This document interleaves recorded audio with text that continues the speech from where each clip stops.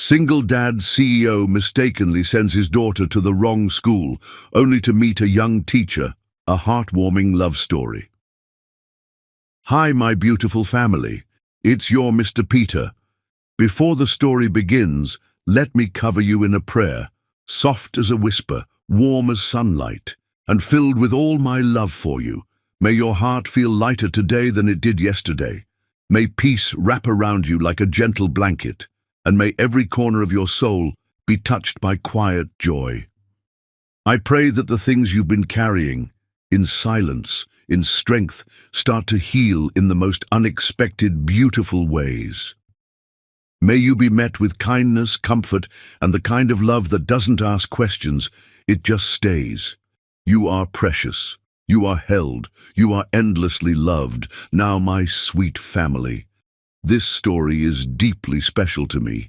Every line was written with care, with emotion, and with you in mind. Though you'll hear James reading today, the heart behind every word is still mine. Please, family, from the deepest part of me, don't leave the story halfway. Stay with me. Walk with me through the end. Every moment matters. Every second was created to reach you. I know some of you don't enjoy the introductions, and that's okay. If you need to, you can skip this part. But please don't skip the story. It's not just content. It's a piece of my soul, written with love for you. And now, tell me softly, how did James do today? He's doing his best to carry my heart with his voice. If you felt it, let us know. If not, I'll always listen. You matter here. So now, my beautiful family, like this video, leave a kind comment, share it with someone you love. Let the world feel the warmth we've built, a family full of loyalty, grace, and endless love. Let's begin. With all my heart, always. Harry Goff adjusted his tie for the third time in as many minutes, his reflection in the elevator's polished steel doors showing the strain of another sleepless night. Dark circles shadowed his blue eyes, evidence of hours spent reviewing merger documents that could transform his tech company. At 35, he'd built an empire from nothing, but this morning felt more crucial than any business deal. "Daddy, you look handsome," came a sweet voice from beside his knee.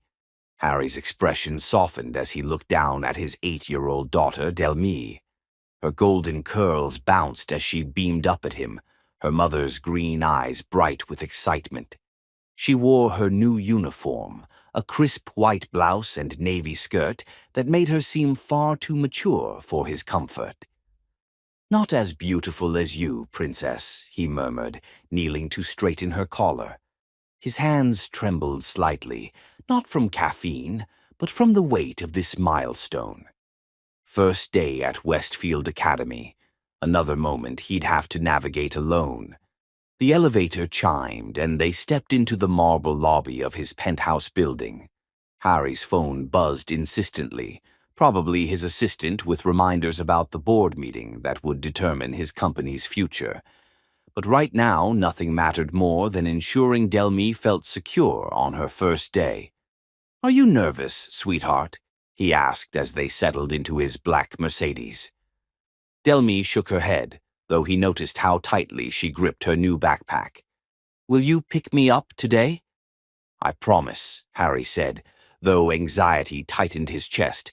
The merger meeting was scheduled until 6, but he'd move mountains to keep his word. He'd already missed too much time with Delmy in the 3 years since Emma died. Work had been his refuge from grief, but lately he wondered if he was hiding from life itself. The GPS guided them through unfamiliar streets as Harry's mind wandered to the morning's chaos. Between Delmy's breakfast tantrum over her hair ribbon and his conference call with Tokyo investors, he'd barely managed to grab the school paperwork. The prestigious Westfield Academy promised excellence. Small classes, individual attention, everything a devoted father wanted for his daughter. "This doesn't look right," Harry muttered, pulling up to a modest brick building with colorful playground equipment and a hand-painted sign reading Lincoln Elementary. This couldn't be Westfield Academy with its ivy-covered walls and manicured grounds, but Delmy was already bouncing in her seat. "It looks fun, Daddy. Look at the rainbow on the door." Harry checked his watch, 7:45 a.m. He was already cutting it close for his meeting, and navigating to the correct school would make him impossibly late. A glance at the cheerful building made his decision. How different could one day be? "All right, Princess, let's go meet your teacher." The moment they stepped through those rainbow-painted doors, Harry's world shifted completely. The hallway buzzed with children's laughter and morning energy. Crayon drawings covered every wall, and the air carried scents of apple juice and possibility. But it wasn't the atmosphere that stopped Harry cold. It was her. She knelt in the hallway's center, comforting a crying first grader with infinite patience. Her rich brown skin seemed to glow in the morning light streaming through tall windows, and when she looked up at their footsteps, Harry forgot how to breathe. Her eyes met his across the crowded space, and time seemed to pause. Deep brown eyes, warm and intelligent, widened in surprise. She was stunning in a way that made his chest ache, not just physically, though her curves filled out her simple sundress perfectly, but something deeper. There was a warmth about her that called to places in his heart he thought died with Emma. "Can I help you?" she asked, rising gracefully. Her voice was honey-rich, with just a hint of wariness as she took in his expensive suit and obvious wealth. Harry found himself speechless, absorbing everything about her. The way she tucked a natural curl behind her ear, the gentleness she'd shown the crying child, the protective way she now positioned herself between him and her students. "Daddy?" Delmy tugged on his hand, breaking the spell. Yes, sorry." Harry cleared his throat, his composure returning, though his pulse still raced. "I'm Harry Guff. This is my daughter, Delmy. It's her first day." The beautiful teacher, he desperately wanted to know her name, looked puzzled. "I'm sorry, but I don't have a Delmy on my class list. Are you sure you're in the right place?" "Westfield Academy," Harry said, though doubt was already creeping in. A smile tugged at her lips, transforming her face from merely beautiful to absolutely radiant. "This is Lincoln Elementary.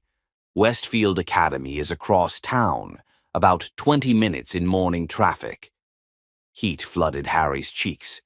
"I'm such an idiot. I'm sorry, we'll just—" "Daddy, can I stay here?"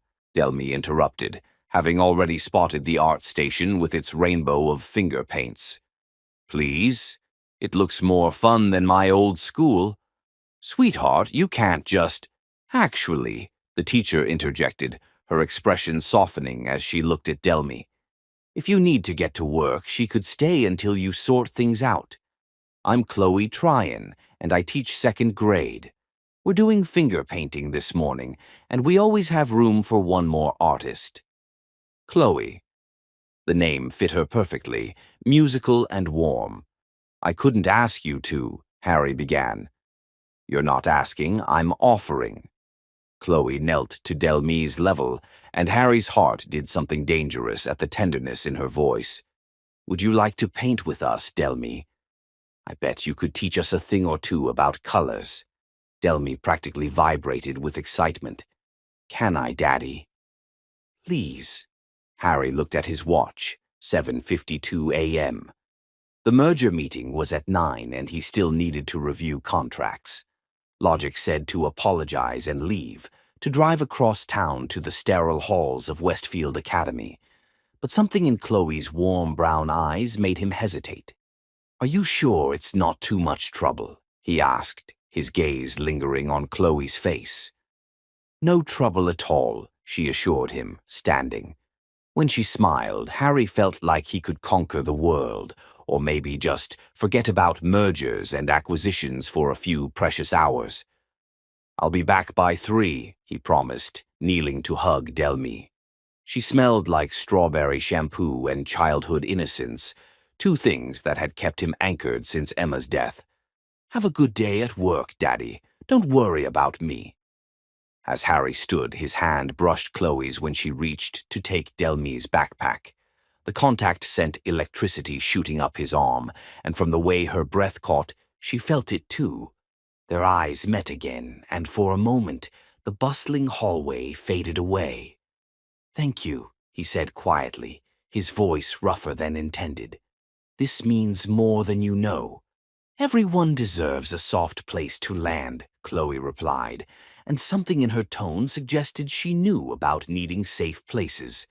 Harry forced himself to turn away, but he couldn't resist one last look back.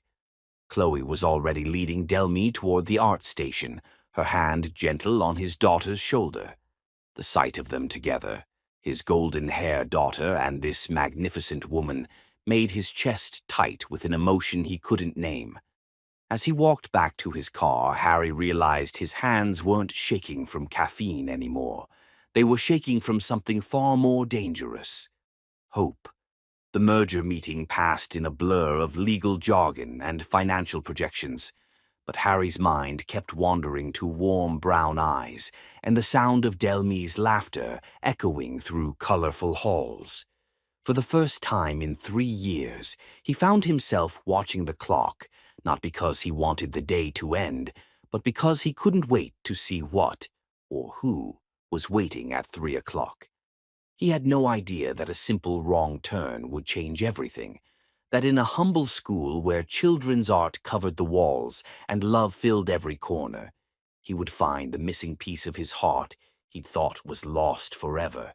Some mistakes, Harry would later realize, were actually destiny in disguise. Chapter 2. Coffee and Confessions. 3 days had passed since Harry's accidental visit to Lincoln Elementary, and he couldn't get Chloe Tryon out of his head. Her laugh echoed through his thoughts, rich and genuine, unlike the practiced sounds of women in his social circle. He found himself driving the long way to work, past the colorful brick building where she spent her days nurturing other people's children with the same tenderness she'd shown Delmy. "Daddy, you're staring at nothing again," Delmy observed from across the breakfast table, her spoon hovering halfway to her mouth. Harry blinked, focusing on his daughter's concerned face. "Sorry, Princess. Just thinking about work." It was a lie. He'd been thinking about the way Chloe's sundress had hugged her curves, the gentle authority in her voice when she'd calmed that crying child, the spark that had passed between them when their hands touched. 3 days, and he felt like a teenager with his first crush. Except this was infinitely more dangerous. This was a man who'd sworn never to risk his heart again, finding himself completely captivated by a woman he barely knew. Harry's pulse quickened. In 3 years, Delmy had never shown this kind of enthusiasm about any teacher or caregiver. "She does seem very special. Can we visit her?" "To say thank you?" Delmy's green eyes, so much like Emma's, lit up with possibility. "Maybe bring her coffee? You always say coffee makes everything better." "Smart girl." Harry felt his pulse quicken at the thought of seeing Chloe again, but he tried to keep his voice casual. "That's actually a very thoughtful idea, sweetheart. What kind of coffee do you think Miss Chloe likes?" "Something sweet, like her," Delmy said with 8-year-old certainty. An hour later, Harry found himself standing outside Brewster's Cafe, 3 blocks from Lincoln Elementary, holding a carrier with 2 coffees and 1 hot chocolate. His hands trembled slightly, something that hadn't happened since he'd delivered his first major business presentation a decade ago. But this felt infinitely more important than any corporate deal. Through the cafe's large windows, he spotted her immediately. Chloe sat at a corner table, her natural curls caught in the afternoon sunlight streaming through the glass. She was grading papers, her brow furrowed in concentration, unconsciously biting her lower lip in a way that made Harry's stomach flip. She wore a soft blue cardigan over a white blouse, and even in her simple teacher clothes, she was the most beautiful woman he'd ever seen. "There she is," Delmy squealed, already pushing through the cafe door before Harry could stop her. Chloe looked up at the sound, and when her eyes found Harry's through the glass, that same electric current from 3 days ago sparked between them. Her face lit up with surprise and something that looked like pleasure before uncertainty crept in. "Delmy, what a wonderful surprise," Chloe said, standing to accept the enthusiastic hug Delmy threw around her waist. Over his daughter's head, her eyes met Harry's again. "And Mr. Goff." "Harry, please," he said, approaching their table with what he hoped looked like casual confidence rather than the desperate need to be near her that was actually driving him. "We brought you coffee. Delmy insisted we needed to properly thank you for your kindness." "That's so sweet, but you really didn't need to." "Vanilla latte with extra foam," Delmy announced proudly. "Daddy asked the barista what teachers like, and she said, 'Vanilla lattes are perfect for nice people.'" Chloe's laugh was even more beautiful than Harry remembered, musical and warm enough to melt the last of his defenses. "Well, the barista was absolutely right. Vanilla lattes are my favorite." "Really?" Harry asked, settling into the chair across from her while Delmy bounced into the seat beside Chloe. "Lucky guess." "Very lucky," Chloe agreed, and when she met his eyes, Harry felt that familiar electricity arc between them. For the next hour, conversation flowed as easily as honey. Delmy chattered about her new school, Westfield Academy, which she proclaimed nice but not as colorful as Miss Chloe's school. Harry found himself relaxing in a way he hadn't since Emma's death, drawn in by Chloe's genuine interest in everything Delmy said and the way she occasionally glanced at him with something that looked like curiosity. "I should probably get these papers graded," Chloe said eventually, though she made no move to gather her things. "Of course," Harry said, but neither of them moved to leave.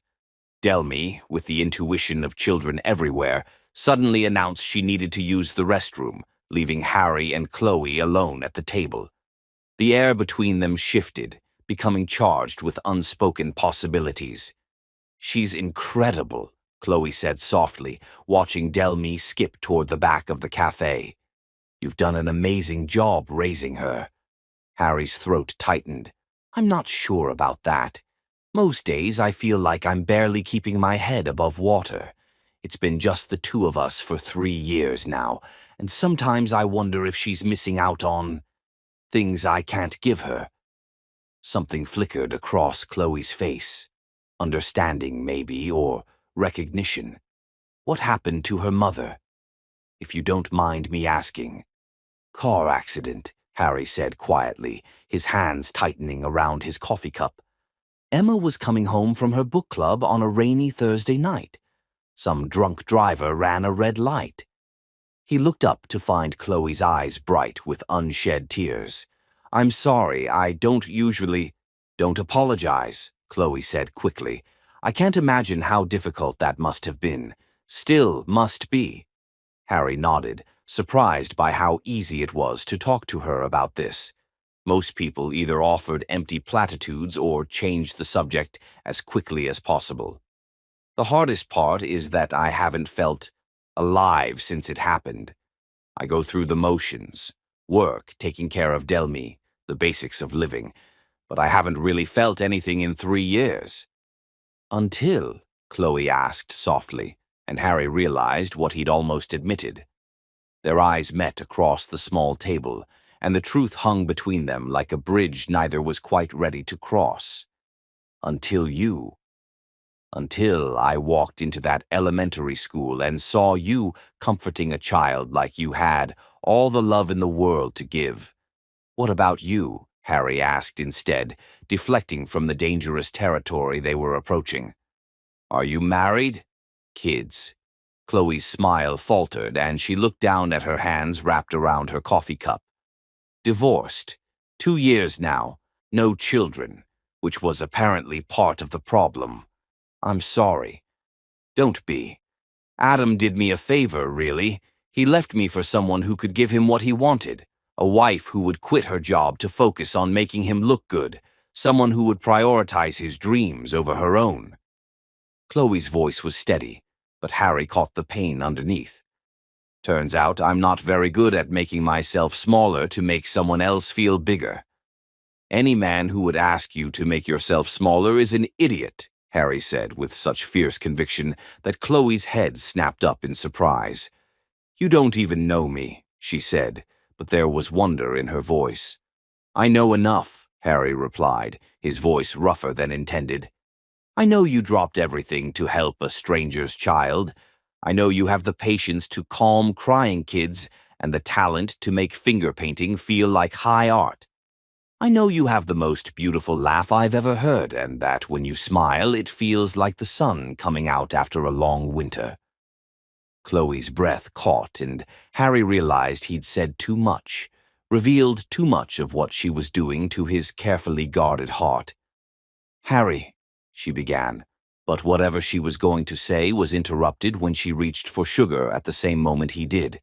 Their hands touched, just fingers brushing against fingers, but the contact sent shock waves through Harry's entire system. From the sharp intake of breath he heard, Chloe felt it too. Neither of them pulled away immediately, and in that moment of skin against skin, Harry felt more alive than he had in 3 years. Chloe jerked her hand back as if she'd been burned, her eyes wide with something that looked like panic. I should go, she said quickly, gathering her papers with hands that shook slightly.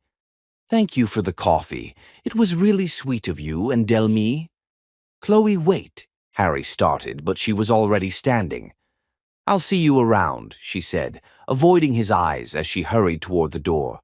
Harry watched her go, his hand still tingling from her touch, his heart racing with possibilities and fear in equal measure. Delmy returned to find him staring at the cafe door, his coffee growing cold. Where did Miss Chloe go? She asked, climbing back into her chair. She had to leave, Harry said, still looking at the door as if he could will Chloe to come back through it. Did you ask her on a date? Delmy asked with the casual directness that only children possessed. What? Harry turned to stare at his daughter. Why would you ask that? Because you look at her the way Prince Eric looks at Ariel in my movie, like she's the most beautiful thing in the whole world. Delmy stirred her hot chocolate thoughtfully. Mommy would want you to be happy, Daddy. She told me so. Harry's heart clenched. When did she tell you that? In my dreams, Delmy said simply. She visits sometimes and tells me things. She said someday you'd find someone who would love us both, and then our family would be complete again. As they walked back to the car, Harry couldn't shake the feeling that Emma was somehow orchestrating this from wherever she was now. The thought should have felt like a betrayal, but instead it felt like a blessing, and that scared him more than anything else. Because if Emma was somehow behind this, if Chloe was meant to be part of their lives, then running away from these feelings wasn't just cowardice, it was denying fate itself. Chapter 3. Unexpected Bonds. 5 days after the coffee shop encounter, Harry's carefully ordered world fell apart with a single phone call. Mr. Goff? His assistant Melissa's voice carried unusual panic. I've been calling Mrs. Patterson for 20 minutes. Delmy's school called. She has a fever and needs to be picked up immediately. Harry's hands stilled on his keyboard. Mrs. Patterson, their longtime nanny, was visiting her sick sister in Portland and wouldn't return until tomorrow. The merger documents spread across his desk suddenly seemed insignificant compared to his 8-year-old daughter, burning up with fever in the nurse's office. I'll be right there, he said, already grabbing his jacket. But as he raced through midday traffic, panic clawing at his chest, Harry's mind went to the one person who had shown Delmy such genuine care. Before he could second-guess himself, he was dialing the number he'd gotten from the school's emergency contact list. Hello? Chloe's warm voice made his shoulders relax for the first time since Melissa's call. Chloe, it's Harry Goff. I'm sorry to bother you, but Delmy is sick at school and my nanny is out of town. I know this is presumptuous, but where do you need me? She interrupted, and Harry's heart clenched at the immediate concern in her voice. "You don't have to." "Harry." Her voice was gentle but firm. "Where do you need me?" 40 minutes later, Harry paced his penthouse living room, while Chloe sat on the edge of Delme's bed, singing softly. Through the open bedroom door, he watched her dampen a washcloth with cool water and gently press it to his daughter's flushed forehead. The sight made his chest tight with unexpected emotion. "She's sleeping," Chloe whispered, appearing in the doorway like an angel in a simple yellow dress that made her skin glow. "Fever's down to 101. She just needs rest and fluids." "Thank you," Harry said, his voice rougher than intended. "I don't know what I would have done without." "You would have figured it out," Chloe said simply. "That's what parents do." She moved past him toward the kitchen, and Harry caught a whiff of her scent, vanilla and something floral that made him want to bury his face in her neck. He followed her, mesmerized by the graceful way she moved through his space, as if she belonged there. "You don't have to stay," he said, though every cell in his body hoped she would. "I can take it from here." Chloe turned from where she was filling a glass with water, one eyebrow raised. "When was the last time you took care of a sick child, Harry?" "I dot." He ran a hand through his hair, realizing he looked completely out of his depth. "Emma usually handled the sick days." Something soft and understanding flickered across Chloe's face. "Then consider this a learning experience. Besides, she asked for me specifically when she woke up earlier." Harry's heart did that dangerous flipping thing again. "She did.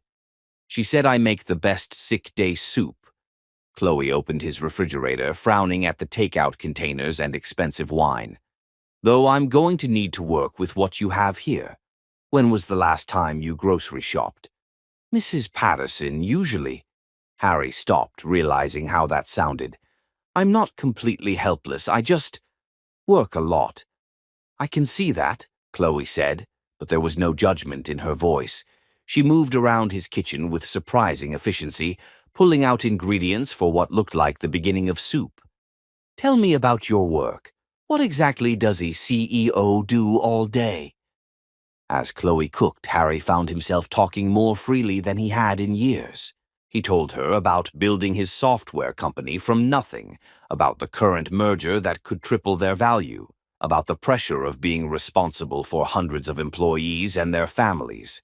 But mostly he watched her, the way she hummed under her breath while chopping vegetables, the graceful efficiency of her movements, the way she tasted the soup and made a pleased little sound that sent heat straight through him. "You're staring," Chloe said without turning around, though he could hear the smile in her voice. "Can you blame me?" The words slipped out before Harry could stop them. Chloe stilled, her hand frozen on the wooden spoon.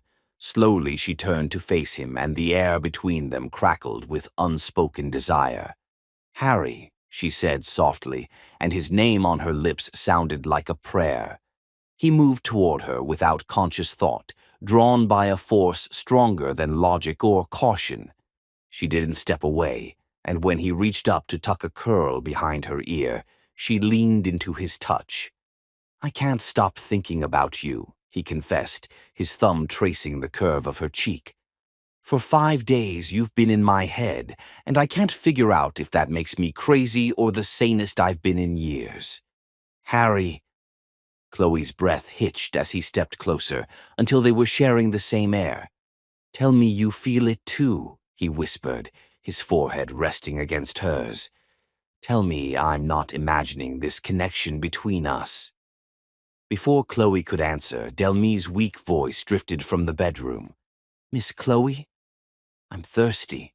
They sprang apart like guilty teenagers, both breathing hard.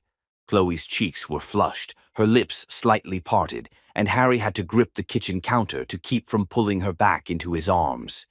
I'll check on her," Chloe stammered, practically fleeing the kitchen. Harry leaned against the counter, his heart pounding. What was he doing? He barely knew this woman, and yet being near her felt like coming home after a long journey. The responsible part of his brain, the part that had kept him safe for 3 years, screamed warnings about moving too fast, about risking his heart again. But the rest of him, the part that had been dormant since Emma's death, was finally waking up. The afternoon passed in a haze of domestic intimacy that terrified and thrilled Harry in equal measure. Chloe fed Delmy soup and read her stories, her voice soothing and melodic. She helped Harry understand when to give medicine and when to just offer comfort. Most dangerously, she made his sterile penthouse feel like a home. As evening approached, Delmy finally fell into a peaceful sleep. Harry and Chloe stood in his living room, the city lights twinkling beyond the floor-to-ceiling windows, and the weight of everything unsaid hung between them. "I should go," Chloe said quietly, but she made no move toward the door. "Should you?" Harry asked, moving closer. "Or do you want to go?" "What I want and what I should do are two very different things," she whispered. "What do you want, Chloe?" She looked up at him then, her brown eyes dark with desire and fear. "I want to stay. I want to pretend that this," she gestured between them, "isn't the most terrifying thing I've ever felt. I want to believe that maybe, just maybe, I could be enough for someone like you." Harry's heart shattered at the vulnerability in her voice. Someone like me. Successful, wealthy, sophisticated, everything I'm not. "You're right," Harry said, and watched pain flicker across her face before he continued. "You're not those things. You're better. You're genuine and warm and kind. You care more about my daughter after knowing her for a week than some people in my social circle care about anything real. You're not enough for someone like me, Chloe. You're too good for me." Before she could protest, Harry cupped her face in his hands. "But I'm selfish enough to want you anyway." The kiss was inevitable. They'd been building toward it since that first electric moment in the school hallway. When their lips met, Harry felt like he'd been struck by lightning. Chloe tasted like sweetness and possibility, like everything he'd been missing without knowing it. She melted against him, her hands fisting in his shirt as he deepened the kiss. 3 years of numbness, of going through the motions of living, shattered in the space of a heartbeat. This was what it felt like to be alive again.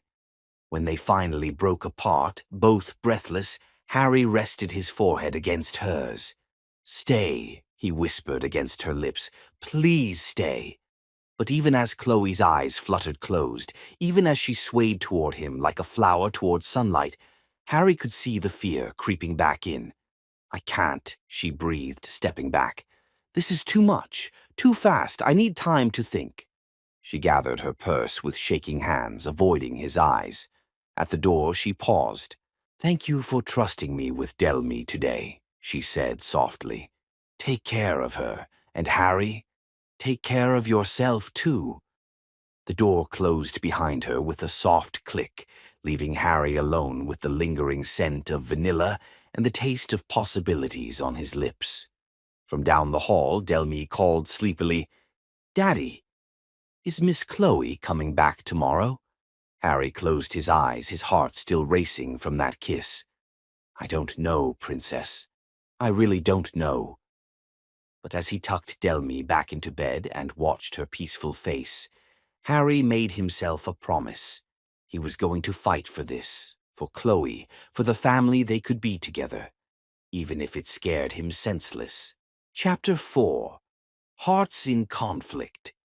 The flowers arrived at Lincoln Elementary on Tuesday morning, 3 dozen white roses arranged in a crystal vase that probably cost more than Chloe's monthly car payment. The card was simple. "Thank you for taking care of us both. Harry." Chloe stared at the arrangement on her desk, her heart racing as her second graders whispered excitedly about their teacher's fancy flowers. She'd spent the weekend trying to convince herself that what happened in Harry's penthouse was a mistake, a moment of weakness brought on by the intimate circumstances of caring for his sick daughter. But the roses made it impossible to pretend that kiss hadn't changed everything. "Miss Chloe, are those from your boyfriend?" asked Emma, not Harry's Emma, but 8-year-old Emma Rodriguez, who had a gap-toothed grin and insatiable curiosity about adult relationships. "They're from a friend," Chloe said carefully, though her fingers trembled as she touched one perfect petal. "Must be a really good friend," piped up Marcus, and Chloe's cheeks burned as she remembered the feel of Harry's lips against hers, the way he'd whispered, "Stay," like a prayer against her mouth. The flowers were followed by thoughtful gifts that showed Harry had been paying attention to every word she'd said. A first-edition copy of Where the Crawdads Sing arrived on Wednesday.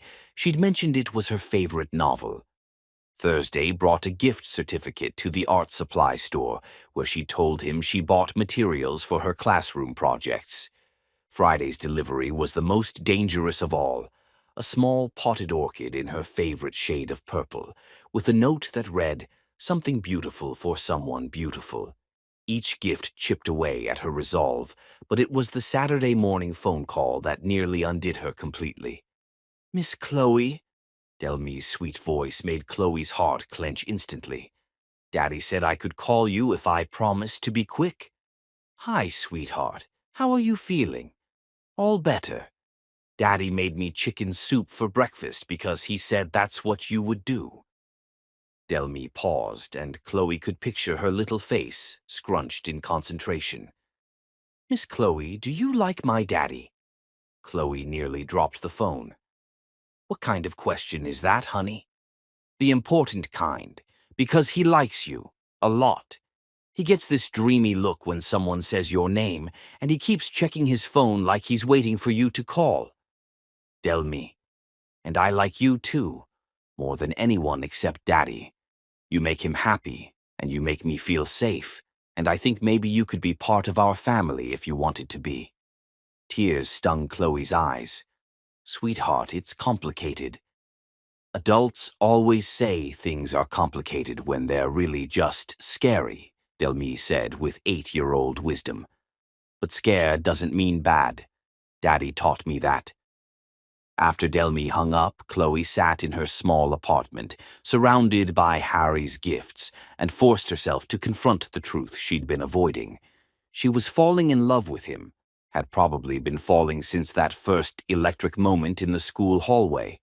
But love terrified her in ways she couldn't articulate, even to herself.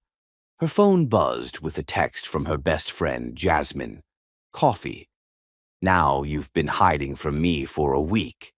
An hour later, Chloe found herself sitting across from Jasmine in their usual cafe, trying to explain feelings that defied explanation. "So let me get this straight," Jasmine said, stirring her latte with more force than necessary. "This gorgeous, wealthy single father is courting you like something out of a romance novel.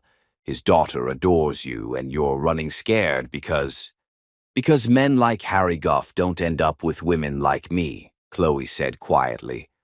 "Not permanently. Maybe for a while when it's exciting and different, but eventually they remember who they are and where they come from." "That's Adam talking, not you," Jasmine said sharply. "That bastard did a number on your self-worth, but honey, you are not him. And from what you've told me, Harry isn't either." Chloe wanted to believe her friend, but the voice in her head, Adam's voice, unfortunately, whispered all the reasons why this couldn't work. Harry lived in a penthouse that probably cost more than she'd make in 10 years. He traveled in circles where her teacher's salary would be pocket change. Eventually, the novelty would wear off, and he'd realize what everyone in his world would be whispering, that he could do better. "I need more time," Chloe said finally. But Harry, it seemed, was determined not to give her time to overthink herself out of this. Sunday brought the most romantic gesture of her life. Chloe arrived at Lincoln Elementary to grab some supplies for Monday's lesson plans, only to find the school's front courtyard transformed. Fairy lights twinkled from every tree, and a blanket was spread on the grass, surrounded by battery-powered candles and pillows. Harry sat in the middle of it all, wearing jeans and a casual sweater that made him look younger, more approachable. devastatingly handsome. "What is this?" Chloe asked, her heart hammering against her ribs. "A picnic," Harry said, standing to greet her. "I figured if you won't come to dinner with me, maybe you'd let me bring dinner to you, somewhere that feels safe." He'd thought about her comfort, chosen a place where she felt confident and in control. The gesture was so thoughtful it made her chest ache. "Harry, I told you I needed time, and I'm not trying to rush you," he said, holding up his hands. "I just want to spend time with you. No pressure, no expectations. Just us." The picnic was perfect. Thai food from her favorite restaurant, wine that wasn't too expensive to make her uncomfortable, and conversation that flowed as easily as breathing. Harry told her about his childhood, growing up middle class before building his fortune from nothing. Chloe shared stories about her students, her dreams of opening her own learning center someday. As the sun set and the fairy lights grew brighter, they lay on their backs looking up at the stars barely visible through the city's glow. "Can I ask you something?" Harry said, turning on his side to face her. "Okay. What are you really afraid of? Because I don't think it's just about money or social differences. There's something else." Chloe was quiet for so long that Harry probably thought she wouldn't answer. When she finally spoke, her voice was barely above a whisper. "I'm afraid of not being enough. Again." She turned to meet his eyes. "Adam spent 2 years systematically tearing down my confidence, making me believe that everything I wanted, marriage, children, a real partnership, was asking too much. When he left, I promised myself I'd never again put my heart in someone's hands who might decide I wasn't worth keeping." Harry's eyes blazed with something fierce and protective. "I would never—" "You don't know that," Chloe interrupted gently. "6 months from now, when the novelty wears off and your friends and family start questioning what you're doing with a public school teacher, you might feel differently." Harry sat up abruptly, running his hands through his hair in frustration. "So what? I'm guilty before I've even done anything wrong? I'm paying for Adam's sins." "It's not about paying for anything. It's about protecting myself." "From what? From being happy? From being loved?" Harry's voice cracked on the last word. "Because I do love you, Chloe. I know it's crazy and too fast and probably terrifies you, but I love you." The words hung between them like a bridge Chloe was afraid to cross. She could see the truth in his eyes, feel it in the way he looked at her like she was precious beyond measure. But love hadn't been enough to keep Adam faithful, hadn't been enough to make him see her worth. Before she could respond, the first drops of rain began to fall. They gathered their things quickly, but by the time they reached Harry's car, they were both soaked. As they sat in the heated interior, rain drumming on the roof, the tension between them reached a breaking point. "Chloe," Harry said, reaching for her hand. When she turned to look at him, her breath caught.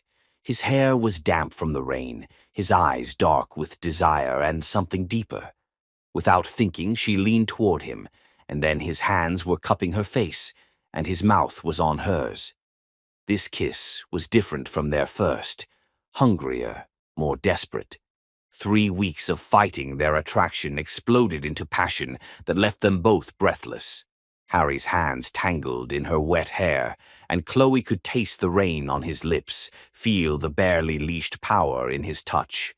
When they finally broke apart, both breathing hard, Chloe rested her forehead against his. "This is insane," she whispered. "Completely," Harry agreed, pressing soft kisses to her jaw. "But I'd rather be insane with you than sane without you." The words were so beautiful, so exactly what her heart needed to hear, that Chloe almost gave in, almost let herself believe that this time could be different. Instead, she pulled back, panic flooding her system as reality crashed over her. "I can't," she said, her voice breaking. "I'm sorry, Harry, but I can't do this." She was out of the car and running through the rain before he could stop her, leaving Harry alone with the taste of her kisses and the sound of his heart breaking. As Chloe fumbled with her keys at her apartment door, tears mixing with rainwater on her cheeks, she wondered if she was making the biggest mistake of her life. But some risks, she told herself, were too dangerous to take, even if the alternative was spending the rest of her life wondering what might have been. Chapter 5. Walls Come Down. For a week, Harry respected Chloe's request for space, even though it nearly killed him. He threw himself into work with single-minded determination, staying at the office until midnight to avoid going home to an apartment that still smelled faintly of vanilla and unfulfilled promises. But concentration proved impossible when every coffee cup reminded him of her laughter. Every glimpse of yellow made him think of the dress she'd worn while caring for Delmy. It was Delmy who finally broke his resolve. "Daddy, why don't we see Miss Chloe anymore?" she asked over breakfast on Saturday morning, her green eyes, so like Emma's, filled with confusion and hurt. Harry's heart clenched. "She's been busy, Princess." "Did you make her mad? You look sad, and she hasn't called me back." Delmy's lower lip trembled, and Harry realized his own heartbreak had been affecting his daughter too. "No, sweetheart. Adults sometimes have complicated feelings." "I miss her," Delmy interrupted, and the simple statement shattered what remained of Harry's self-control. "She made us feel like a real family again, like maybe Mommy sent her to take care of us." The innocent words hit Harry like a physical blow. Emma. In all his confusion over Chloe, he'd almost forgotten the promise he'd made to his dying wife, that he'd find happiness again, that he'd give Delmy the complete family she deserved. Harry found himself in his home office, pulling out the box of Emma's personal belongings he'd been unable to go through since her death. His hands shook as he lifted out her leather journal, the one she'd written in religiously every night before bed. He'd never been able to read it before. The grief had been too raw, the invasion of her private thoughts too painful. But something compelled him now, some instinct that the answers he needed lay somewhere in these pages. Harry flipped through months of entries about daily life, Delmy's milestones, their shared dreams. But it was an entry from 8 months before her death that made his blood run cold with shock. Attended the education charity gala tonight while Harry worked late again. Met the most extraordinary woman, a teacher named Chloe Tryon. I got her card when she asked about Delmy's school needs. She spoke so passionately about loving all children equally, about being the stable force in their chaotic worlds.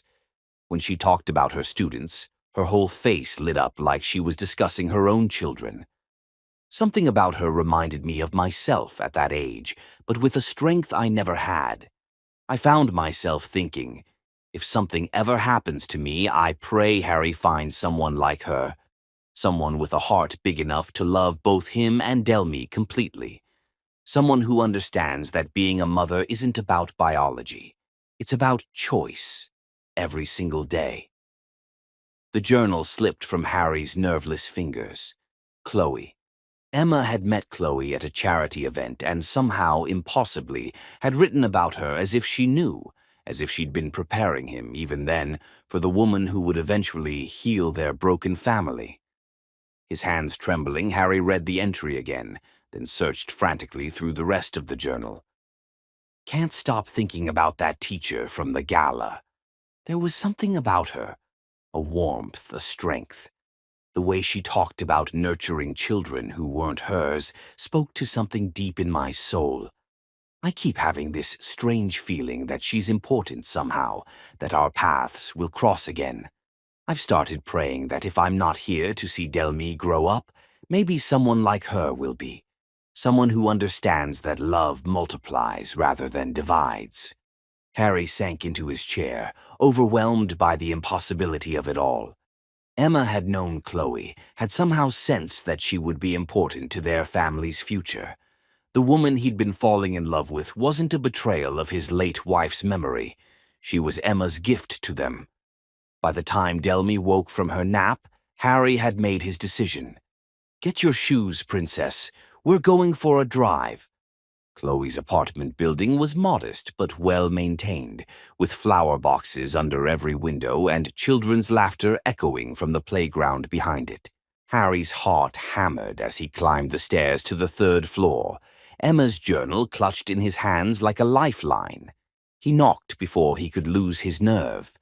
When Chloe opened the door, she looked like she'd been crying. Her eyes were red-rimmed, her natural curls pulled back in a messy bun, and she wore old yoga pants and an oversized sweater that somehow made her more beautiful than any designer dress could have. "Harry?" Her voice was hoarse with surprise and something that might have been hope. "What are you doing here?"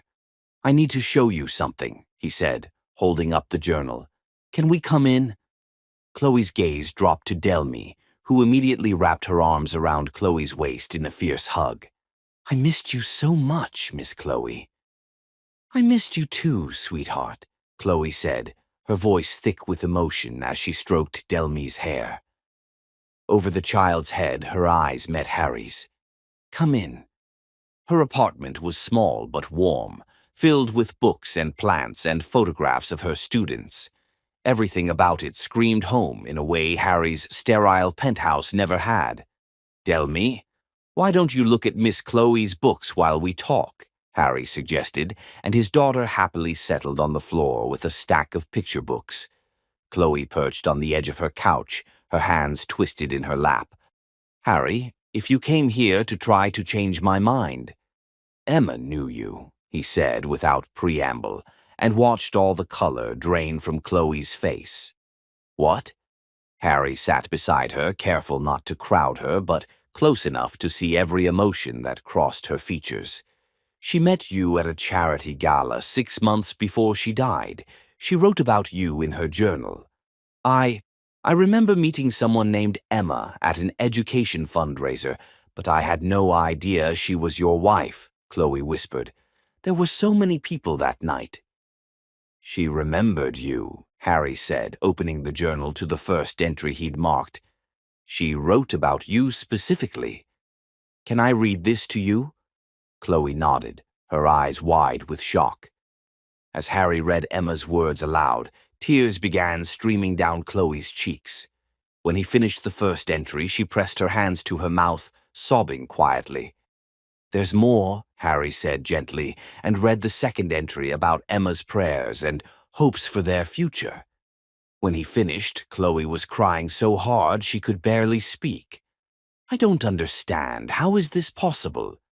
"I don't know," Harry admitted, setting the journal aside and taking her hands in his. They were cold and trembling. "Maybe Emma had some kind of intuition. Maybe it's just an incredible coincidence. Or maybe—" He paused, hardly believing he was about to say this. "Maybe some things are just meant to be." Chloe looked up at him through her tears. "You really believe that?" "I believe that I've spent 3 years feeling dead inside, and then I walked into an elementary school and saw you comforting a crying child, and for the first time since Emma died, I felt alive again." Harry cupped her face in his hands, his thumbs brushing away her tears. "I believe that Delmy lights up like Christmas morning whenever she talks about you.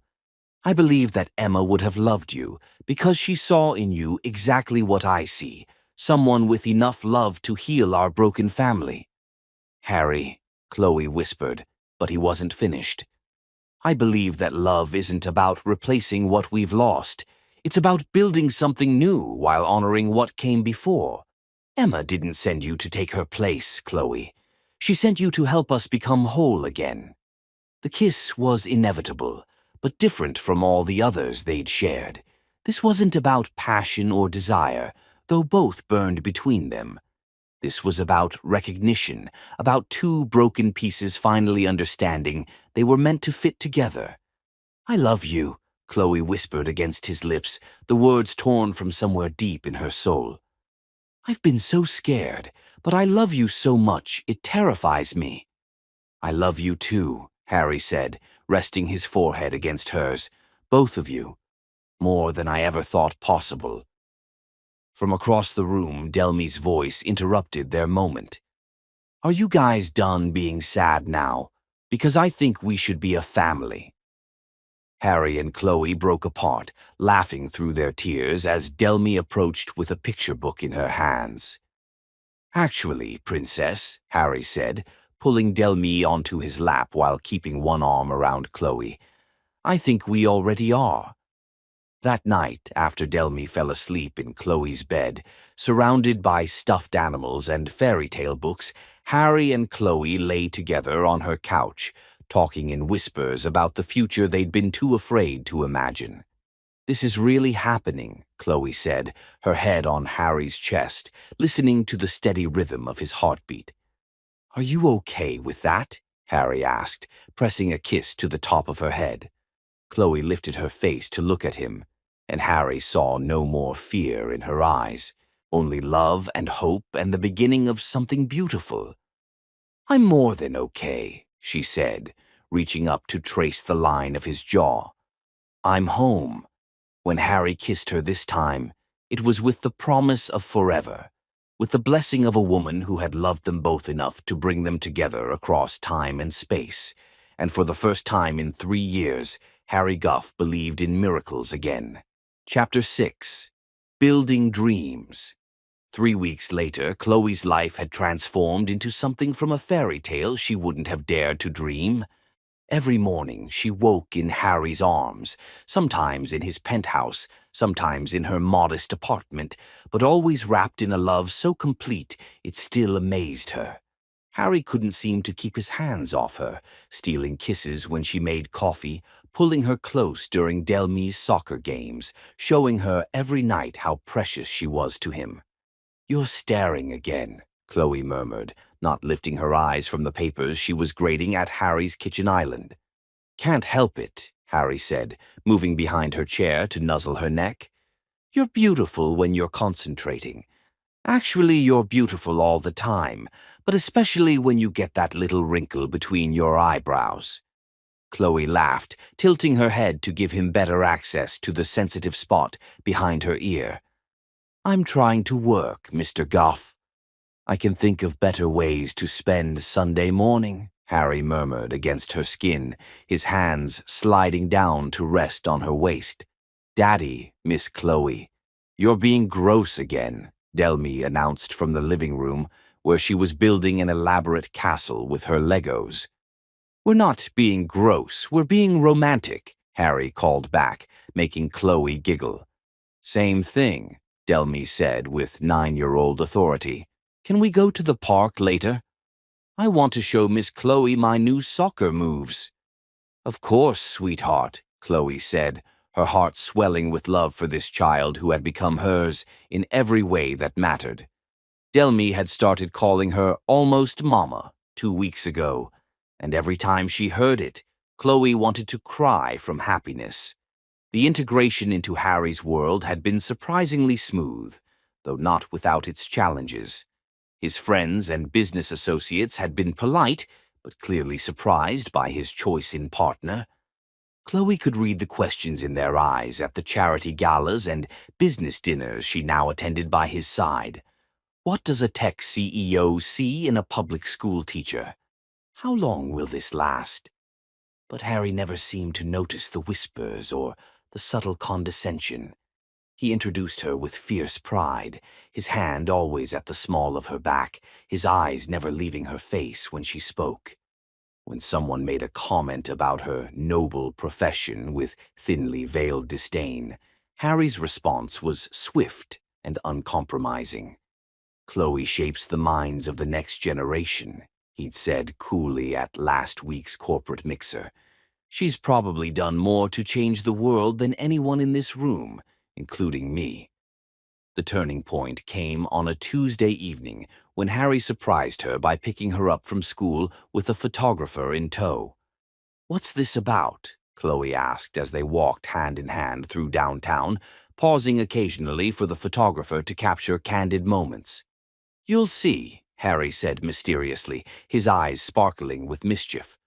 The mystery was solved the next morning when Chloe opened the city's largest newspaper to find a full-page spread titled "The Heart Behind the Success." The article featured beautiful photos of them together, Harry looking at her like she hung the moon, Chloe laughing at something he'd whispered, both of them clearly, radiantly in love. But it was Harry's words in the accompanying interview that made Chloe's heart stop. People ask me what I see in Chloe Tryon, as if being a teacher somehow makes her less worthy of love than someone with a trust fund or a corner office.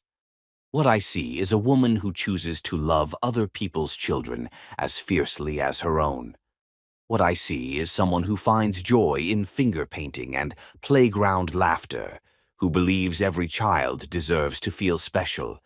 She's taught me that success isn't about what you accumulate, it's about how many lives you touch.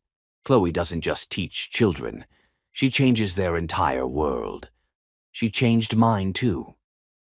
Some people think I could do better than a public school teacher. I think I got incredibly lucky that someone as extraordinary as Chloe was willing to take a chance on a workaholic single father who'd forgotten how to live until she reminded him.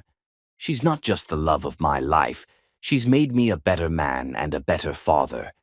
If that's not success, I don't know what is. Chloe had cried reading it, overwhelmed by the public declaration of his love and the way he'd defended not just her, but her profession and her worth. When her principal saw the article, she'd framed it and hung it in the school's main office. Chloe's students thought it was the most romantic thing they'd ever seen, but the article also brought unwanted attention. Photographers began following them, and gossip blogs speculated about their relationship with varying degrees of cruelty. The scrutiny made Chloe self-conscious in ways she hadn't expected, especially when unflattering photos appeared online, accompanied by comments about her appearance, her clothes, her obvious gold-digging motivations. "Ignore them," Harry said fiercely when he found her reading particularly nasty comments on her phone. "They don't know you. They don't know us." "But they're saying things designed to get clicks and sell magazines," Harry interrupted, taking her phone and setting it aside. "None of it matters, Chloe. The only opinions that matter are ours, and Delmi's, and the people who actually love us." He was right, but it still stung, especially when she attended a gallery opening with Harry and overheard two socialites speculating about how long it would take him to come to his senses. The breaking point came at a charity auction for children's literacy, an event that should have been perfect for Chloe, given her passion for education. She dressed carefully in a vintage dress Harry had bought her, feeling confident and beautiful until she walked into the ballroom and felt the weight of 100 judging stares. "You look nervous," Harry murmured in her ear as they found their table. "Just adjusting," Chloe said, trying to smile. The evening went downhill quickly. During the silent auction, Chloe accidentally bid on an item she couldn't afford, not understanding the sophisticated bidding process. The embarrassment burned her cheeks as Harry quietly outbid her to save face. Later, when she tried to contribute to a conversation about private school fundraising, her comments about public education needs were met with polite but dismissive smiles. The final straw came when she excused herself to the restroom and overheard a conversation between two women touching up their makeup. "She's pretty enough, I suppose, but really, what could they possibly have in common? He'll get bored once the novelty wears off." "Give it 6 months," the other woman agreed. "Men like Harry Goff don't settle for girls like that permanently. He's just having his rebellious phase." Chloe stood frozen in the bathroom stall, their words confirming every insecurity she'd been fighting. When she finally emerged, the women had gone, but their poison remained. She made it through the rest of the evening by sheer force of will, but Harry noticed her silence on the drive home. "What's wrong?" he asked as soon as they were alone in his penthouse. "Nothing," Chloe said, but her voice cracked on the word. "Don't lie to me." Harry cupped her face in his hands, his blue eyes dark with concern. "Talk to me." The whole story poured out, the overheard conversation, her growing insecurities, her fear that everyone might be right about their fundamental incompatibility. When she finished, Harry was quiet for a long moment. "Do you trust me?" he asked finally. "Of course. Then trust this." Harry pulled out his phone and scrolled to something he'd apparently been working on for weeks. "I was going to surprise you with this next week, but I think you need to see it now." On his screen was a website for the Chloe Tryon Learning Center, a fully funded educational foundation designed to provide resources and support for underfunded public schools. The mission statement brought tears to Chloe's eyes. To ensure every child receives the love, attention, and educational opportunities they deserve, regardless of economic background. "Harry," she whispered, scrolling through pages of detailed plans, budgets, and programs. "I've been working with lawyers and education consultants for weeks," he said. "This isn't charity, Chloe. This is investment in our future, yours, mine, and thousands of children's. I want to build something lasting with you, something that combines your passion with my resources. I can't let you do this for me." "You're not letting me do anything," Harry interrupted, pulling her into his arms. "We're building this together, equal partners in everything. This is what I want to do with my money, with my life. Make something that matters with the woman I love." That night, they made love with a passion that was both desperate and tender, a claiming of each other that went beyond physical desire. As Harry worshipped her body with his hands and mouth, whispering endearments against her skin, Chloe finally understood what it meant to be truly cherished. "I love you," she gasped as he moved within her, their bodies perfectly synchronized after weeks of learning each other's rhythms. "I love you too," Harry replied, his voice rough with emotion. "Forever, Chloe. Whatever comes, we face it together." Later, as they lay tangled in his sheets, Chloe traced patterns on Harry's chest and marveled at how her life had changed. "Are you happy?" Harry asked, pressing a kiss to the top of her head. "Completely," Chloe said, and meant it. "Though I think I need to learn to stop reading comments online." Harry laughed, the sound rumbling through his chest. "Probably a good idea. The internet is not kind to beautiful, successful, accomplished women who make bitter people feel inadequate. Is that what I am? Successful and accomplished?" "Chloe Tryon," Harry said, tilting her chin up to meet his eyes. "You're the most successful person I know. You measure success by how many lives you change for the better. By that standard, you're running circles around everyone else." As sleep claimed them, wrapped in each other's arms with the city lights twinkling beyond the windows, Chloe finally believed she deserved this happiness. Tomorrow would bring new challenges, new whispers, new tests of their love. But tonight she was exactly where she belonged, in the arms of a man who saw her worth and loved her, not despite her differences from his world, but because of them. They were building something beautiful together, one day at a time. Chapter 7: Storms and Sanctuary. The storm began with a phone call that came at 6:47 a.m. on a Tuesday morning, shattering the peaceful quiet of Harry's penthouse, where Chloe lay curled against his chest, her hair spread across his shoulder like silk. "Harry Goff," he answered groggily, one arm still wrapped protectively around Chloe. "Mr. Goff, this is Detective Riley with the Seattle Police Department. We need you to come down to the station immediately. There's been an allegation made against your company regarding data theft and corporate espionage." The words hit Harry like ice water. He sat up so quickly that Chloe stirred, her sleepy eyes opening in concern. "I'm sorry, what?" "There must be some mistake." "No mistake, sir. We'll need you here within the hour, and I'd recommend bringing your lawyer." After Harry hung up, his hands shaking, Chloe wrapped her arms around him from behind, pressing soft kisses to his shoulder. "What's wrong?" she whispered against his skin. "Someone's accusing my company of stealing proprietary software from a competitor," Harry said, his mind already racing through the implications. This could destroy everything I've built. The next weeks passed in a blur of lawyers, investigations, and 18-hour days as Harry fought to prove his company's innocence. The stress was overwhelming, not just the potential financial ruin, but the possibility that hundreds of employees could lose their jobs because of false accusations. Chloe tried to be supportive, bringing him dinner at the office and listening patiently as he ranted about legal strategies and evidence collection.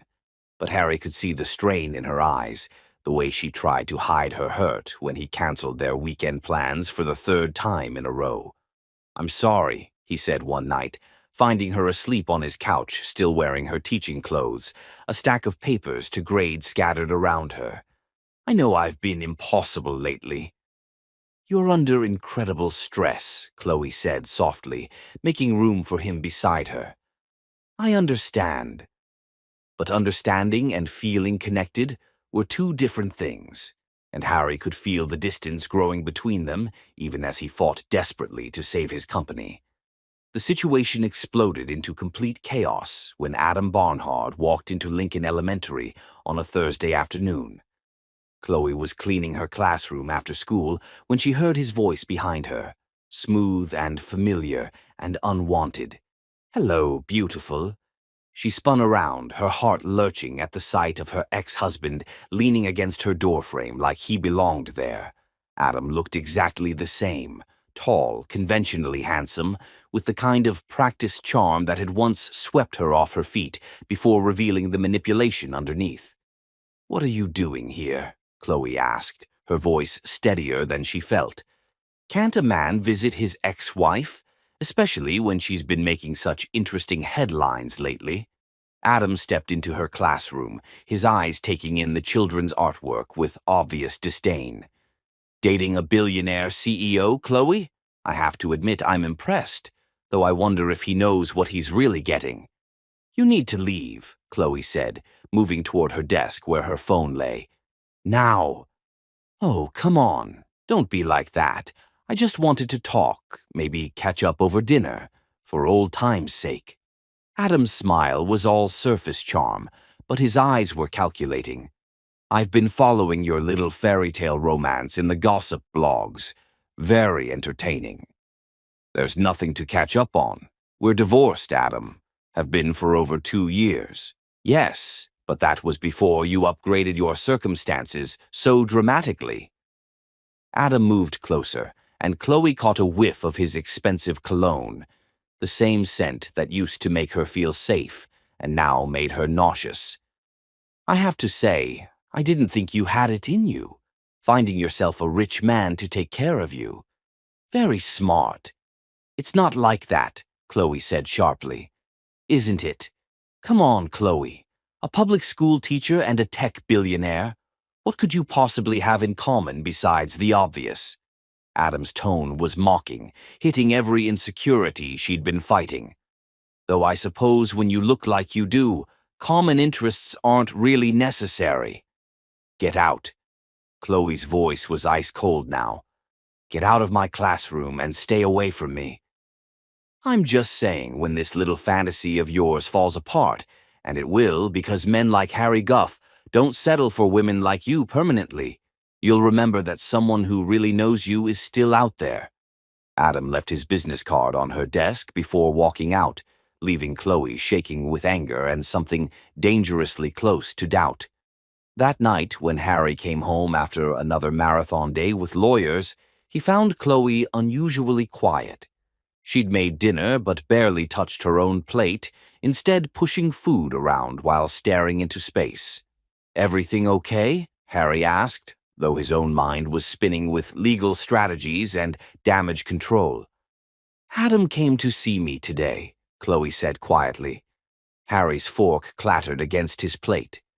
"Your ex-husband. What did he want?" "To catch up," Chloe said with air quotes. "He basically implied that I was using you for your money and that you'd eventually come to your senses and leave me for someone more appropriate." Fury blazed through Harry's chest. "I hope you told him to go to hell." "I told him to leave," Chloe said. "But Harry, what if he's right? What if everyone's right? Look at us. You're drowning in work stress, barely speaking to me except to apologize for being unavailable. Maybe we're kidding ourselves thinking this can work. You're not serious. Harry stared at her in disbelief. Chloe, I'm going through a crisis right now that could destroy my company. That doesn't mean I love you any less. But when will it end? There will always be another crisis, another merger, another emergency that requires all your attention. I'm just a distraction from your real life. That's not true, Harry said, but even as he spoke, his phone buzzed with another urgent message from his legal team. He glanced at it automatically and saw hurt flash across Chloe's face. Isn't it? She asked quietly. Their first real fight erupted from there, passionate and painful, fueled by weeks of stress and the poison Adam had planted with his visit. Harry accused Chloe of not trusting their relationship enough to weather difficult times. Chloe accused Harry of taking her for granted, of expecting her to be endlessly patient while he prioritized everything else over their relationship. Maybe you're right, Harry said finally, his voice rough with exhaustion and hurt. Maybe I'm not capable of being the partner you deserve. Maybe I'm too damaged, too focused on work to ever be truly present for someone I love. Maybe we both are, Chloe replied, tears streaming down her face. Maybe I'm too insecure and you're too unavailable, and we're both just fooling ourselves. Harry left that night, ostensibly to stay at a hotel closer to his lawyer's office, but really because he couldn't bear to see the doubt in Chloe's eyes. As he lay alone in an anonymous hotel room, staring at the ceiling, he wondered if everyone had been right from the beginning. Maybe love wasn't enough to bridge the gap between their worlds after all. Meanwhile, Chloe curled up in her empty apartment, clutching one of Harry's shirts that still smelled like his cologne, and questioned everything she thought she knew about love, trust, and whether she was strong enough for a relationship that required her to weather storms she'd never imagined. Outside, thunder rolled across the city, and rain began to fall like tears from a broken sky. The perfect storm had arrived, threatening to wash away everything they'd built together. But storms, Chloe would remember later, also clear the air for new beginnings. The question was whether they'd both be brave enough to weather this one together, or if they'd let fear and doubt destroy the most beautiful thing either of them had ever found. As lightning illuminated the darkness, both Harry and Chloe lay awake in their separate beds, hearts breaking and hoping in equal measure, wondering if love could truly conquer all, or if some obstacles were simply too high to climb. The night stretched endlessly before them, full of questions that only morning could answer. But one thing was certain: the fairy tale was over. Now came the real test of whether their love was strong enough to survive in the harsh light of reality. Chapter 8. Truth and Trust. Harry's salvation came from the most unexpected source: his 9-year-old daughter. 3 days after the devastating fight with Chloe, Harry sat in his hotel room at 2 a.m., surrounded by legal documents and empty coffee cups, when his phone rang. Delmy's name on the caller ID sent panic through his chest. Princess. What's wrong? Why are you awake? I had a bad dream, Delmy said, her voice small and shaky. You and Miss Chloe were fighting, and then she went away forever, and you were sad again like when Mommy died. Harry's heart clenched. Sweetheart, it was just a dream. But you're not home, and Miss Chloe hasn't called me in 3 days, and Mrs. Patterson says you're working too much again. Delmy's voice cracked with tears. Did you make her go away, Daddy? It's complicated, Princess.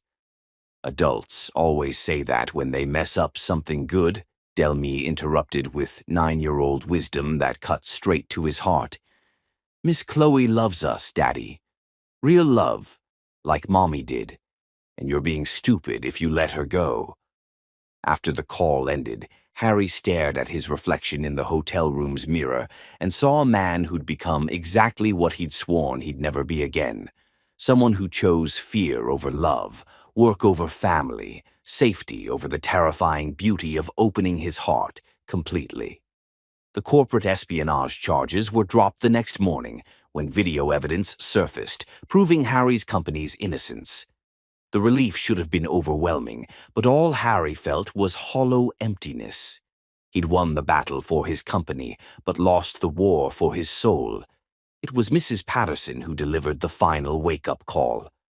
"That girl loves you," she said bluntly when Harry returned to his penthouse that evening. "More than I've seen anyone love anything in my 40 years of watching families. And you love her just as much, which makes your current stupidity even more tragic." "Mrs. Patterson." "Don't Mrs. Patterson me, Harry Guff. I watched you die inside when Emma passed. Watched you go through the motions of living without actually being alive. Then this beautiful teacher walks into our lives, and suddenly you're laughing again, playing with your daughter again, being the man I remember." She fixed him with a stern glare. "If you throw away the best thing that's happened to this family because you're scared, then you deserve to be miserable." That night, Harry sat in Delme's room, watching her sleep, and made the most important decision of his life. He was going to fight for Chloe, not with lawyers or business strategies, but with his whole heart laid bare. The next evening, Chloe arrived at Lincoln Elementary to find the front doors propped open despite the late hour. Confused and slightly worried, she made her way through the familiar hallways toward her classroom, guided by a soft, golden glow emanating from the direction of her room. What she found took her breath away. Her classroom had been transformed into something from a fairy tale. Hundreds of white roses filled every available surface, her favorite flowers that she'd mentioned once in passing months ago. Battery-powered candles flickered on every desk, casting dancing shadows on the walls. Delicate fairy lights hung from the ceiling like captured stars, and in the center of it all, Harry knelt beside a small table set with Emma's journal, open to the page where his late wife had written about Chloe. "Harry," Chloe whispered, her heart hammering against her ribs, "what is this?" He stood slowly, and she could see tears glistening in his blue eyes. "This is where we met," he said, his voice rough with emotion. "This is where my life started over, where I learned to breathe again. I wanted to come back to the beginning and tell you something I should have said from the start." Harry picked up Emma's journal with reverent hands. "Emma wrote about you before we ever met. She saw something in you that I recognize now, a soul capable of loving completely, without reservation, without fear.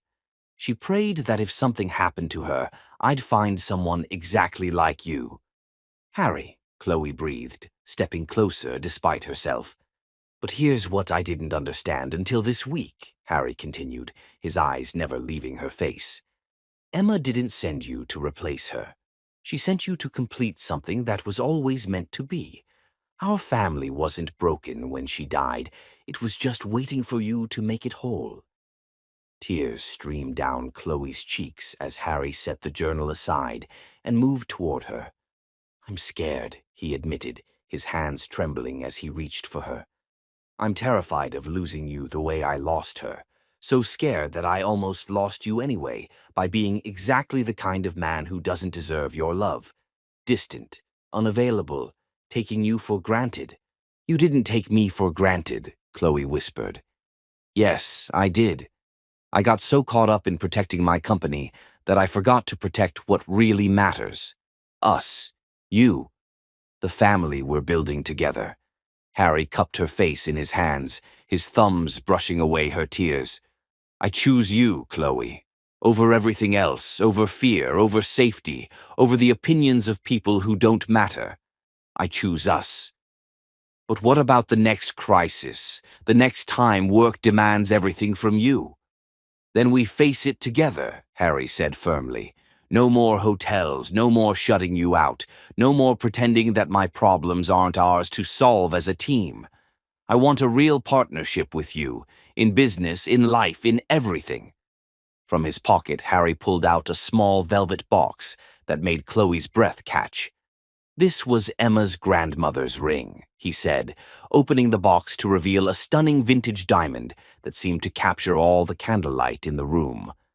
Emma specifically asked me to keep it for the woman who would love both Harry and Delmy completely. She knew even then that she was keeping it for you. Harry dropped to one knee among the roses and fairy lights, and Chloe's world tilted on its axis. Chloe Tryon, you walked into my life when I thought my heart was dead and buried. You showed me that love doesn't diminish when it's shared. It multiplies. You love my daughter like she's your own. You challenge me to be better than I ever thought possible, and you make me believe in miracles again. His voice cracked with emotion. Will you marry me? Will you let me spend the rest of my life proving that you're the most precious thing in my world? Yes, Chloe sobbed, dropping to her knees to meet him among the candles and roses. Yes, yes, 1,000 times yes. The ring slipped onto her finger like it had always belonged there, and when Harry kissed her it was with 3 years of grief transformed into joy, fear conquered by love, and the promise of forever burning between them. I love you, Chloe whispered against his lips. I'm sorry I doubted us, doubted you. Adam's poison got into my head. Adam was wrong about everything, Harry said fiercely. You're not with me for my money. I'm with you because you make me a better man, a better father, a better human being. And anyone who can't see that isn't worth our time. They made love that night surrounded by roses and candlelight on the floor where their daughter's teacher had first captured hearts with finger paints and infinite patience. It was desperate and tender, passionate and healing, a claiming of each other that went beyond the physical to something spiritual.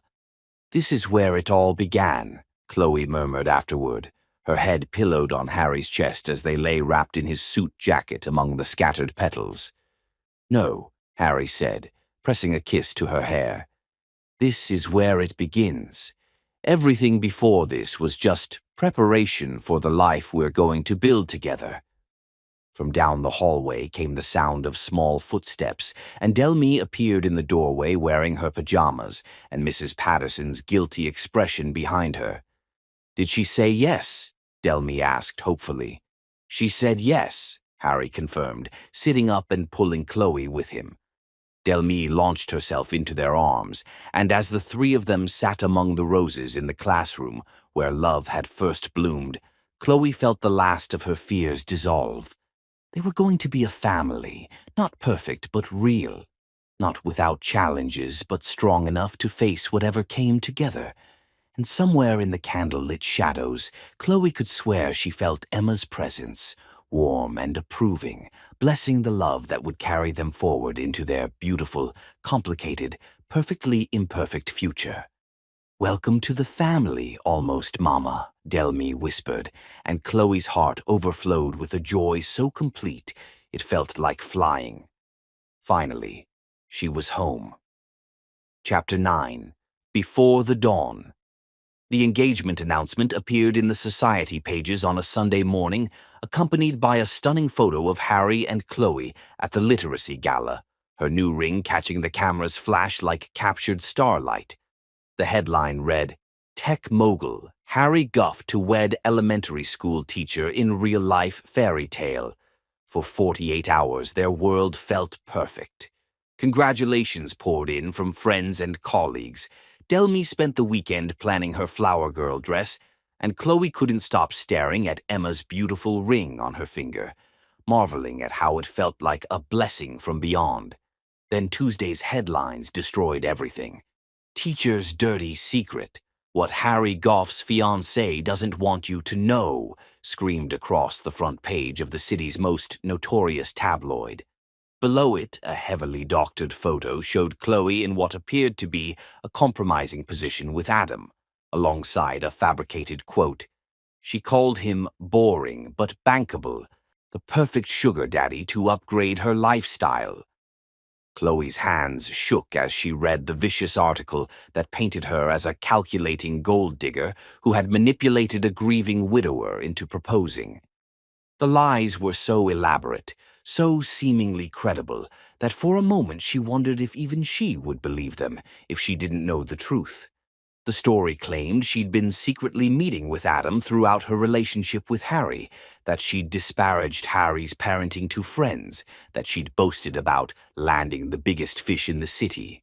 Each lie was more devastating than the last, designed to destroy not just her reputation, but the trust she'd built with Harry and Delmy.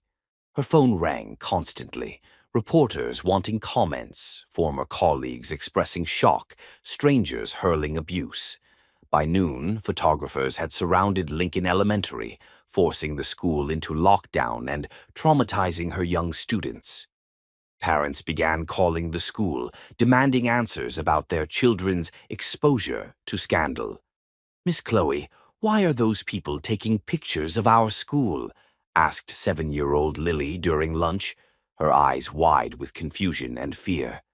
"It's nothing you need to worry about, sweetheart," Chloe said, but her voice cracked despite her efforts to stay calm. The final blow came when she overheard two parents in the hallway. "I don't care if she's innocent. I don't want my child in a classroom that's become a media circus.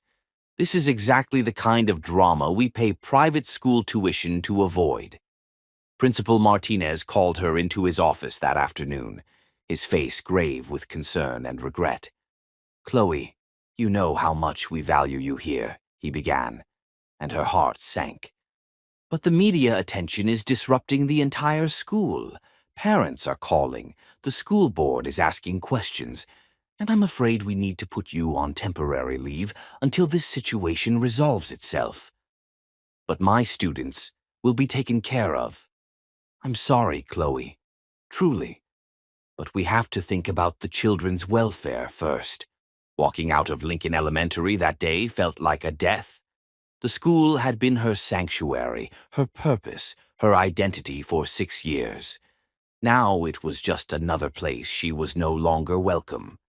Harry found her that evening sitting on her apartment floor, surrounded by newspapers and laptop printouts of the online stories that had multiplied like a virus throughout the day. "Chloe," he said, kneeling beside her, "I'm so sorry. My lawyers are already working on this. We'll sue them for libel, demand retractions." "It doesn't matter," Chloe said quietly, not looking up from the papers. "The damage is done. Even if we prove these are lies, people will always wonder if there's some truth to them. Your business partners, your friends, Delmy's classmates' parents, they'll all remember this. I don't care what anyone thinks." "But I do," Chloe said, finally meeting his eyes. "I care that your daughter might grow up hearing whispers about her stepmother being a gold digger. I care that your reputation is being damaged because of me. I care that every business deal you make, every social event you attend, people will be wondering if you're the fool who got taken in by a scheming teacher." Harry's face was fierce with protective anger. "None of that matters to me. What matters is us, our family." "What if it starts to matter?" Chloe asked, voicing the fear that had been growing in her chest all day. "What if, 6 months from now, when this keeps following us, when every milestone in our lives gets overshadowed by this scandal, you start to wonder if everyone was right? What if you start to resent me for bringing this chaos into your carefully ordered world?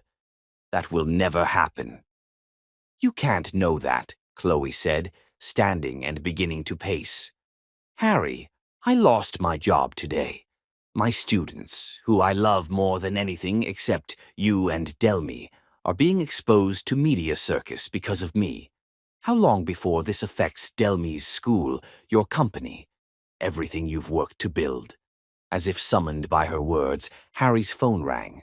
He glanced at it and grimaced, his head of PR calling for the 4th time that day. "Take it," Chloe said. "Please, I know you need to handle this."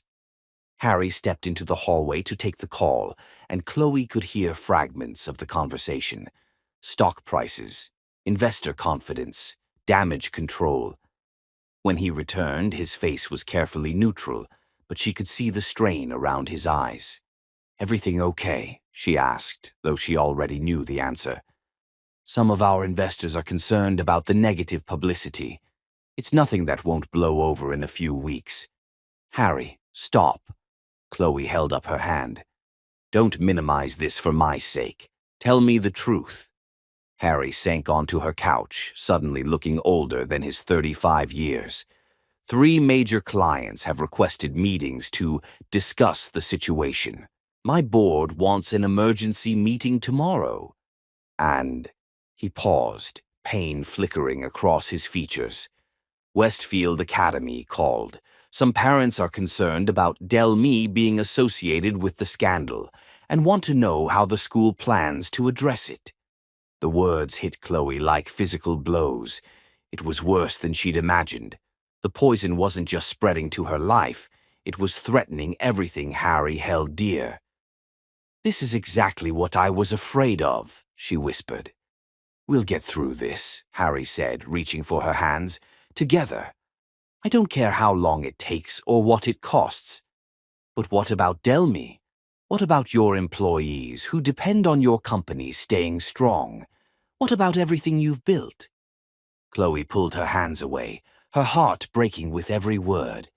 "Harry, I love you more than I've ever loved anything in my life, which is exactly why I can't let you sacrifice everything for me." "You're not a sacrifice, aren't I?" Chloe's voice cracked. "Look around, Harry. Look at what loving me has cost you in just one day. And this is only the beginning. As long as we're together, as long as I'm wearing your ring, this will follow us.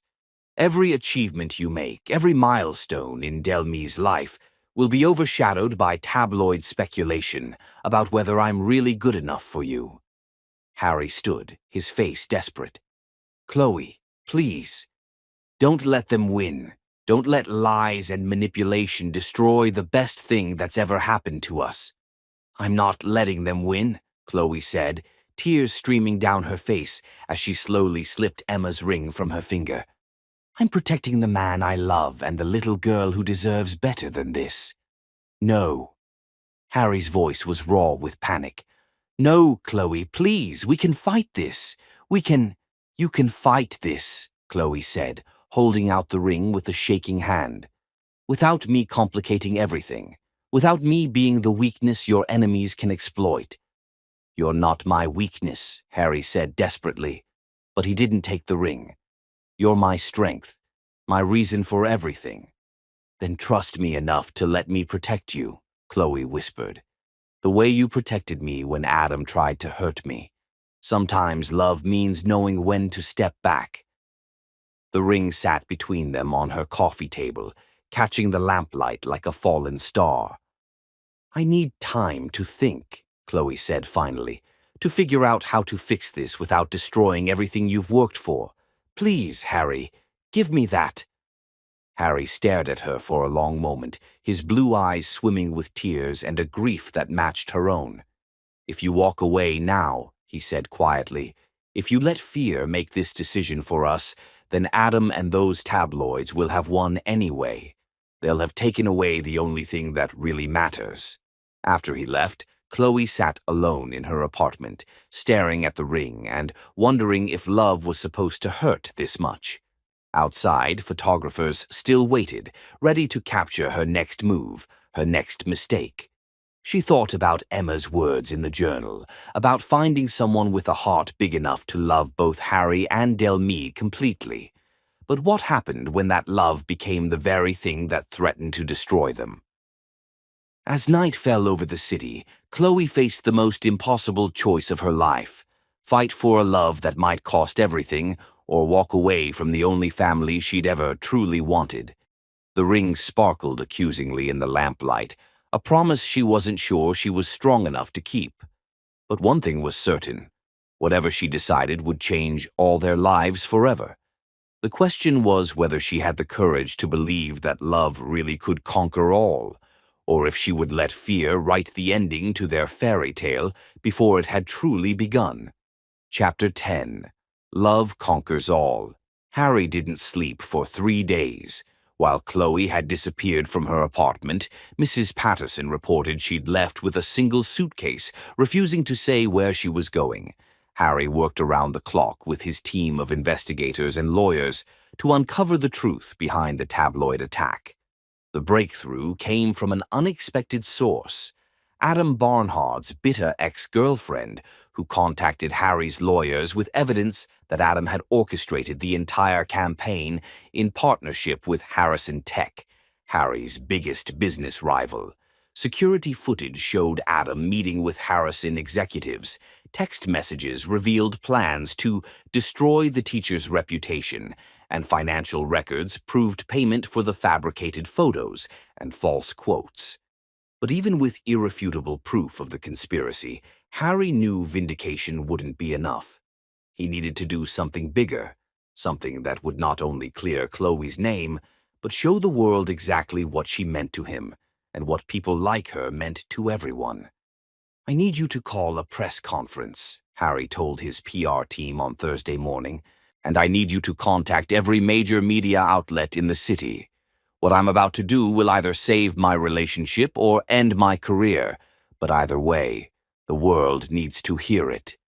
Meanwhile, 200 miles away, Chloe sat on the porch of her childhood home, watching her mother tend the small garden that had always been her sanctuary. She'd been hiding here for 3 days, ignoring her phone and breaking her heart a little more each time Delmi's voice appeared in her voicemail. "You know, running away isn't solving anything," her mother said gently, settling into the chair beside her daughter. "I'm not running away, I'm protecting them," Chloe replied, though her voice lacked conviction. "Protecting them from what? From love? From happiness?" Her mother reached over and took her hand. "Sweetheart, I've watched you your whole life put everyone else's needs before your own. You did it with Adam until he crushed your spirit, and now you're doing it again. But sometimes the most loving thing you can do is fight for what you want." "You don't understand, Mama. The whole world is saying I'm a gold digger, that I'm using him. And you know that's not true. Harry knows that's not true. That beautiful little girl knows that's not true. So why does it matter what strangers think?" Before Chloe could answer, her phone rang. It was Mrs. Patterson. "Turn on Channel 7 News right now," the older woman said without preamble. "Your man is about to do something either very brave or very stupid, and I suspect you'll want to see it either way." Chloe's heart lurched as she grabbed the remote.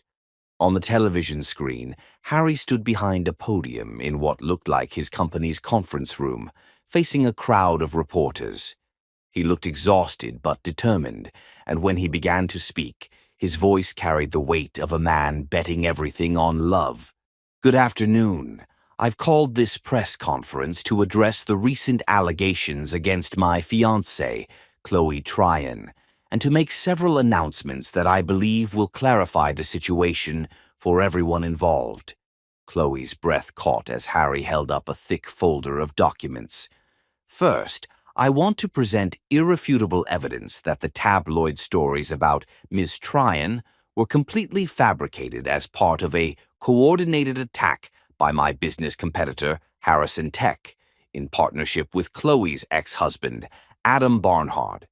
These documents include security footage, financial records, and recorded conversations that prove this was a deliberate attempt to damage both my company and the woman I love."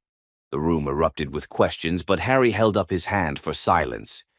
"However, proving the stories were lies isn't why I'm here today. I'm here because I want to tell you who Chloe Tryon really is, and why the attack on her character represents an attack on some of our society's most valuable people." Harry's voice grew stronger, more passionate as he continued. "Chloe Tryon is a public school teacher who has spent 6 years of her life nurturing children that society has often forgotten. She works 60-hour weeks for a salary most people in this room wouldn't consider adequate tip money. She spends her own money on school supplies, stays late to tutor struggling students, and has never met a child she didn't believe deserved love and attention. Chloe's eyes filled with tears as Harry's voice cracked with emotion. 2 months ago, I made a mistake that put my daughter in the wrong school for a single day. That mistake led me to Chloe, who dropped everything to care for a stranger's child with the same devotion she shows her own students. She didn't know who I was or what I could do for her. She just saw a little girl who needed comfort and a father who needed help, and she opened her heart to both of us. Harry paused, looking directly into the main camera as if he could see Chloe through the lens. The people attacking Chloe's character want you to believe that teachers like her are somehow less valuable than CEOs like me. They want you to think that choosing to dedicate your life to education instead of accumulating wealth makes you an easy target for their lies. But I want to tell you what Chloe Tryon has given me that all my money never could. His voice broke completely then, and Chloe saw tears streaming down his face. She gave me back my daughter's laughter. She gave me back my capacity for joy. She took a man who was just going through the motions of living and reminded him what it feels like to be alive. She loved my child like her own before she ever knew if I could love her back. That's not gold digging. That's the kind of pure, selfless love that makes someone rich in every way that actually matters. The room was completely silent now, reporters hanging on every word. Which brings me to my second announcement, Harry continued, his voice steadying with resolve. Effective immediately, I'm stepping down as CEO of Guff Technologies to focus on the Chloe Tryon Learning Center, a foundation dedicated to supporting public education and teachers like the woman I love. I'm liquidating half my personal assets to fund educational programs in underserved communities because Chloe has taught me that true success isn't measured by what you accumulate. It's measured by how many lives you touch. Gasps echoed through the room, but Harry wasn't finished. My third announcement is this. Chloe Tryon, I know you're watching. I know you gave back my ring because you thought you were protecting me, but the only thing I need protection from is a life without you in it. You're not my weakness, you're my strength. You're not a burden, you're my blessing. And if you'll have me, I want to spend the rest of my life proving that the only opinion that matters is yours, mine, and that of the little girl who needs us both. Harry pulled Emma's ring from his pocket, holding it up to the camera. This ring has been waiting for you for 3 years, just like I have. Emma's grandmother passed it down with the instruction that it should only go to a woman capable of loving completely, without reservation, without fear. That's you, Chloe. It's always been you. The press conference dissolved into chaos as reporters shouted questions, but Harry simply walked away from the podium, leaving his words to echo in the stunned silence. Chloe sat frozen on her mother's porch, tears streaming down her face as the magnitude of what Harry had just done hit her. He'd risked everything. His career, his reputation, his financial security, not to defend her, but to honor her. To honor all teachers, all people who chose service over wealth. Well, her mother said quietly, I think that answers the question of whether he loves you enough to fight for you. 6 hours later, Harry found her exactly where he'd hoped she'd be, sitting by the small lake behind her childhood home, watching the sunset paint the water gold. He'd driven through the night to get there, following directions from her mother, who'd answered the door with knowing eyes and pointed him toward the water. You gave up your company, Chloe said when he settled beside her on the old wooden dock, not looking at him but feeling his presence like warmth against her skin. I gave up a job, Harry corrected. I found a purpose.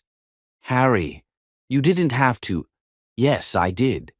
Harry turned to face her, his eyes intense with conviction. I had to show you that you're more important to me than any board position or business deal.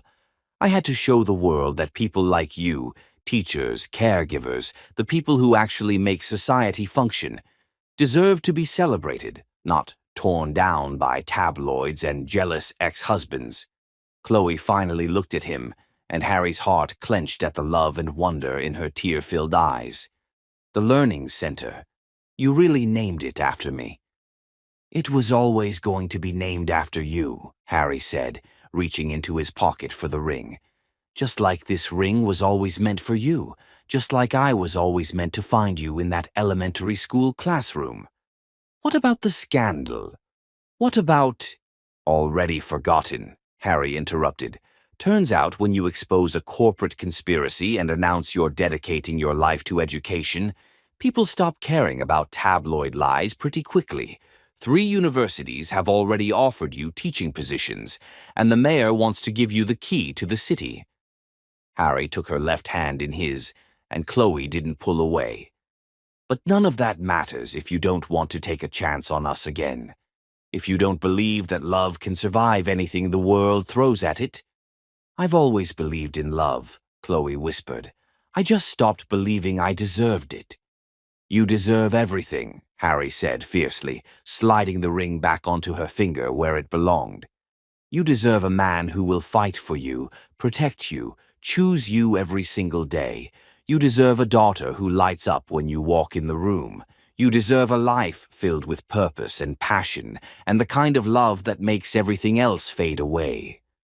"I love you," Chloe said, the words coming from the deepest part of her soul. "I love you so much it terrifies me, but I'm tired of letting fear make my decisions." "Then marry me," Harry said, cupping her face in his hands. "Tomorrow, next week, whenever you're ready. Marry me and let's build the life Emma dreamed for us, the life we were always meant to have." Their kiss was soft and sweet and full of promises, tasting of tears and hope and the kind of love that really could conquer all.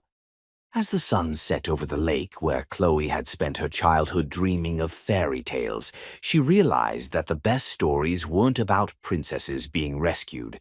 They were about 2 broken people choosing to heal each other, one day at a time.